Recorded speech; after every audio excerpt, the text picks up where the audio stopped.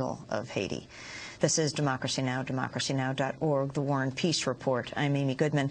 President Obama proposed a record $3.8 trillion budget for 2011 on Monday. The budget would boost war spending while trimming domestic expenditures. As part of the budget proposal, the Obama administration is asking Congress to increase spending on the U.S. nuclear arsenal by more than $7 billion over the next 5 years. Obama is seeking the extra money despite a pledge to cut the U.S. arsenal and seek a nuclear weapons-free world. The Obama administration argues the boost in spending is needed to ensure that U.S. warheads remain secure and work as designed as the arsenal shrinks and ages. Part of the proposal includes large funding increases for a new plutonium production facility in Los Alamos, New Mexico. We go now to New Mexico to speak with Jay Coughlin. He's the executive director of Nuclear Watch of New Mexico. He's joining us from the state capitol building in Santa Fe. Jay, welcome to Democracy Now! Respond to the budget and to the president's policies on nuclear weapons. Where to begin? As you know, on April 5th last year, President Obama made a historic speech in Prague dedicating this country to the long-term national security goal of abolishing nuclear weapons. Well, the budget that was released just yesterday is a big, big step backwards. Just this coming year, it's raising the nuclear weapons budget for the Department of Energy 10%, but most particularly, it's quadrupling in some cases the funding for new production facilities.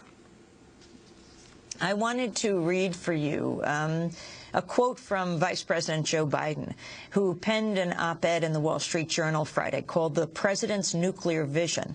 In it, Biden writes, "For as long as nuclear weapons are required to defend our country and our allies, we will maintain a safe, secure, and effective nuclear arsenal. The President's Prague vision is central to this administration's efforts to protect the American people, and that is why we are increasing investments in our nuclear arsenal and infrastructure in this year's budget and beyond." Vice President Biden went on to write, quote, "No nation can secure itself by disarming unilaterally. But as long as nuclear weapons exist, all nations remain ever on the brink of destruction." As President Obama said in Prague, he said, "We cannot succeed in this endeavor alone, but we can lead it, we can start it." Your response, Jay Coughlin? Well, of course, we cannot disarm unilaterally. I myself would not want to do that. But what's essentially happening is that the Democrats, that is to say Biden and Obama, are basically being rolled by the 7 to 8 Republicans in the Senate that are needed for treaty ratifications. We have a new bilateral arms control treaty with Russia on deck and a long sought-for comprehensive test ban treaty. The labs themselves, the nuclear weapons laboratories, that being Los Alamos near me right now, also Sandia just south of me in Albuquerque, and Lawrence Livermore in California. They're using this opportunity just as they did a decade ago, the last time that the Comprehensive Test Ban Treaty was on the Senate floor for ratification. They're using this opportunity to extract more taxpayer funding for their weapons programs, and they are not going to let go of eventually producing new design weapons in the future. All 40 Republican senators, as well as Joseph Lieberman, implied in a letter to Obama last month that they would block ratification of the new treaty with Russia unless he funds a, quote, modern warhead and new facilities at the Los Alamos National Lab, where you're near right now in New Mexico, and the Y-12 plant in Oak Ridge, Tennessee. Jay? You're absolutely right. They're playing muscle, and they're rolling Obama and Biden. The Democrats are now surrendering. The executive administration is now surrendering to that demand. Of course, at the time, a month ago, as you said, it was 40 Republicans that wrote to Obama, essentially demanding a modern warhead and modernization. Now, of course, it's 41 Republicans plus Lieberman. Now, I got to have some sympathy for the administration. They're truly between a rock and a hard place. And we're just 3 months out from a review conference for the cornerstone of the global non-proliferation regime, that being the Non-Proliferation Treaty, that's going to begin on May 3rd. And within the framework of this treaty, first signed in 1970 by the U.S. and the other weapons powers, first of all, there's a pledge to eventually disarm. But how is the U.S. now going to walk in with a straight face, walk into the UN and claim that it's leading towards a world free of nuclear weapons, when in fact we are starting up a plutonium facility in Los Alamos, a uranium facility in Tennessee, but also a major new production plant in Kansas City for all of the non-nuclear components that go into a weapon. So basically, the U.S. is revitalizing its nuclear weapons production base. And again, the laboratories, mark my words, and as the Republicans already wrote, they're calling for or attempting to demand a, quote, modern warhead that means new designs. It's interesting talking to you, Jay Coughlin, in the Capitol in Santa Fe, New Mexico. New Mexico, if it were to secede from the United States, would be the third largest nuclear power. Is that right? The United States, Russia, and New Mexico.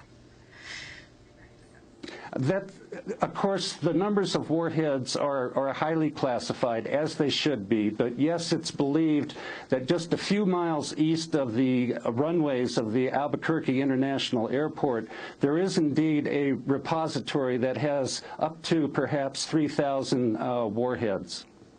I wanted to ask how nuclear power fits into the story. President Obama's budget also proposes a tripling of federal loan guarantees to help private companies build new nuclear power plants. You know, they haven't been built in decades here in this country because of the anti-nuclear movement. The administration's asking to approve $54 billion in loan guarantees, up from $18 billion. Last week, President Obama promoted nuclear energy in his State of the Union address. Well, my response to that is I'd actually like to see the free market work in the commercial sector of nuclear energy. As what you just stated, these proposed massive loans is essentially taxpayer-subsidized corporate welfare for the nuclear energy utilities. Again, let's have a little free market capitalism and have that energy sector rise or fall on its own power. Strip away the subsidies and let's see if it survives.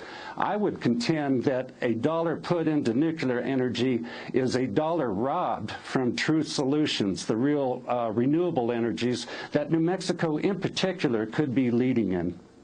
Finally, the Nobel Committee cited President Obama's pledge to abolish nuclear weapons as one of the reasons they gave him the Peace Prize last year.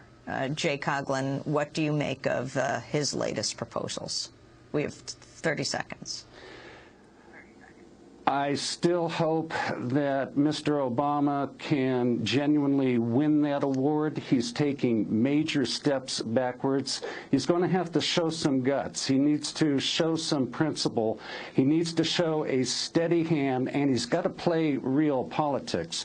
But the fact is that our existing stockpile is safe and reliable now. The lab's attempt to introduce new designs in the future will only undermine our confidence in the reliability of that stockpile.